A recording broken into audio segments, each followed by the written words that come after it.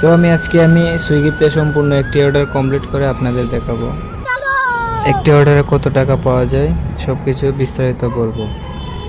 रोम रोम भाइयों। তো আমি আমার KTM আল্ট্রা প্রো ম্যাক্সটি নিয়ে বের হয়ে গেছি।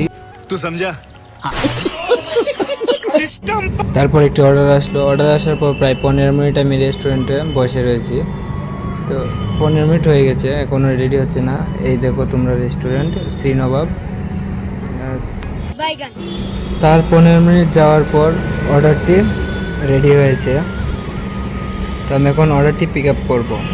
অর্ডারটি পিক আপ করার পর আমি আমার KTM আল্ট্রা প্রো ম্যাক্সটি নিয়ে मैं गाली नहीं दे सकता। नहीं गाली नहीं देना। চলে যাচ্ছি। তো লোকেশন ছিল বিশাল মেগা মার্ট সেন্ট্রাল রোড।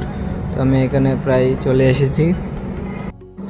আজকে সানডে, তারপরও কতটি ট্রাফিক দেখো, গাড়ি ট্রাফিক জ্যাম।